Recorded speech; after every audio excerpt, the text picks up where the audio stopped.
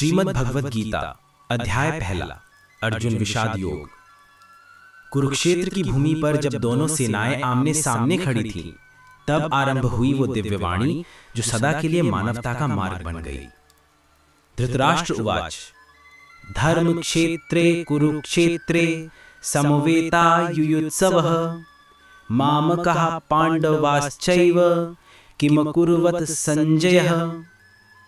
धृतराष्ट्र बोले, हे संजय, धर्म भूमि कुरुक्षेत्र में युद्ध की इच्छा वाले मेरे पुत्र और पांडु के पुत्रों ने क्या किया।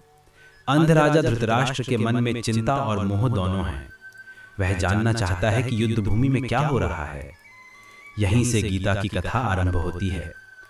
संजय उवाच दृष्ट्वा तु पांडवानीकं व्यूढ़ं दुर्योधनस्तदा आचार्यम् उपसंगम्य राजा वचनम अब्रवीत। संजय बोले, पांडवों की सेना को व्यूह में खड़ा देखकर दुर्योधन अपने गुरु द्रोणाचार्य के पास जाकर बोला। दुर्योधन युद्ध से पहले ही रणनीति पर विचार करने लगा। उसे पांडवों की शक्ति देखकर चिंता हो रही थी। पश्यैतां पांडुपुत्राणाम आचार्य महतीं चमूं व्यूढ़ां द्रुपद पुत्रेण तव शिष्येण धीमता।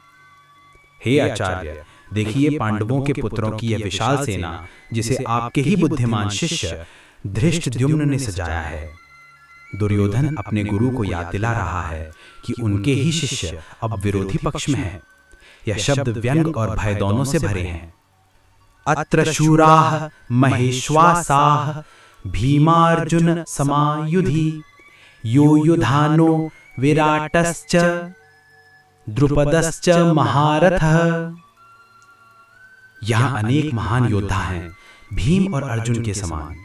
युयुधान, विराट और द्रुपद जैसे महारथी उपस्थित हैं। दुर्योधन पांडव पक्ष के वीरों की गिनती करके अपनी चिंता प्रकट करता है। युद्ध का तनाव बढ़ता जा रहा है। धृष्टकेतुश्चेकितानः काशीराजश्च वीर्यवान पुरुजित कुंती भोजश्च शैब्यः च नरपुंगवः। धृष्टकेतु, चेकितान, वीर्यवान काशीराज, पुरुजित, कुंती भोज और शैब्य ये सब महान पुरुष हैं। दुर्योधन के शब्दों में एक गहरी बेचैनी है। वह समझता है कि सामने केवल रिश्तेदार नहीं बल्कि धर्म के लिए खड़े योद्धा हैं। युधामन्युश्च विक्रांतः उत्तमौजश्च वीर्यवान सौभद्रो द्रौपदेयाश्च सर्व एव महारथः। युधामन्यु, उत्तमौजा, अभिमन्यु और द्रौपदी के पुत्र ये सभी महारथी हैं।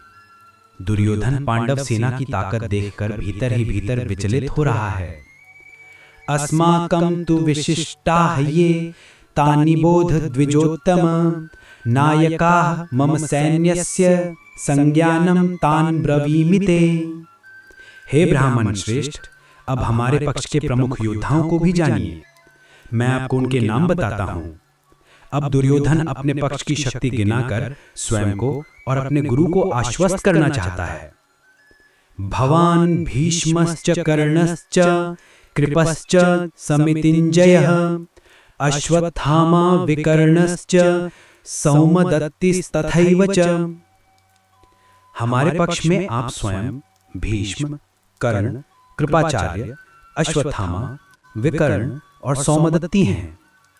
दुर्योधन अपनी सेना के महायोद्धाओं का परिचय दे रहा है, परंतु भीतर से उसे ज्ञात है कि धर्म की शक्ति पांडवों के साथ है। अन्ये च बहवः शूरा मदर्थे त्यक्त जीविताः नाना शस्त्र प्रहरणाः सर्वे युद्ध विशारदाः। और भी बहुत से शूरवीर हैं जो मेरे लिए अपने प्राणों की आहुति देने को तैयार हैं। वे सब युद्ध कला में निपुण हैं। दुर्योधन अपनी सेना को मजबूत बताने की कोशिश करता है, लेकिन उसके शब्दों में डर झलकता है। अपर्याप्तम तदस्माकं बलम भीष्माभिरक्षितम पर्याप्तम त्विदमे तेषां बलम भीमाभिरक्षितम। हमारी सेना भीष्म द्वारा सुरक्षित है, फिर भी वह सीमित है, जबकि पांडवों की सेना भीम द्वारा रक्षित होकर पर्याप्त है। दुर्योधन को भीतर ही भीतर अपनी हार का आभास होने लगा था। धर्म की शक्ति हमेशा विजयी होती है। अयनेषु च सर्वेषु यथा भागमवस्थिताः भीष्ममेवाभिरक्षन्तु भवन्तः सर्व एव हि। सभी अपने अपने स्थानों पर रहते हुए भीष्म पितामह की रक्षा करें। दुर्योधन को भीष्म पर भरोसा था, पर मन में भय भी। युद्ध की विभीषिका उसके मन में गूंज रही थी। तस्य संजनयन् हर्षं कुरुवृद्धः पितामहः सिंहनादं विनद्य उच्चैः शंखं दधमौ प्रतापवान। तब कुरुवंश के वृद्ध पितामह भीष्म ने दुर्योधन का उत्साह बढ़ाने के लिए सिंहनाद किया और ऊंचे स्वर में शंख बजाया। भीष्म का शंखनाद धर्म युद्ध की उद्घोषणा थी।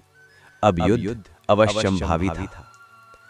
ततः शंखाश्च भैर्यश्च पणवानक गोमुखाः सहसैवाभ्यहन्यन्त सशब्दस्तुमुलो भवत्। ततः श्वेतैर्हयैर्युक्ते महती स्यन्दने स्थितौ माधवः पाण्डवश्चैव दिव्यौ शंखौ प्रदधमतु। पाञ्चजन्यं हृषीकेशः देवदत्तं धनञ्जयः पौण्ड्रं दधमौ महाशंखं भीमकर्मवृकोदरः। फिर शंख, नगाड़े, ढोल और रणभेरी एक साथ बज उठे। श्री कृष्ण और अर्जुन ने अपने दिव्य शंख बजाए। कृष्ण ने पंचजन्य, अर्जुन ने देवदत्त और भीम ने पौंड्र शंख। शंख ध्वनि से संपूर्ण पृथ्वी गूंज उठी। ये केवल युद्ध की नहीं, धर्म की पुकार थी। इस प्रकार दीपर 16 गीता अध्याय 1 का प्रथम भाग पूर्ण होता है। युद्ध भूमि में वाणी और कर्म दोनों की तैयारी आरंभ हो चुकी है। अगले भाग में देखिए अर्जुन का विषाद और कृष्ण की करुणा। जय श्री कृष्ण।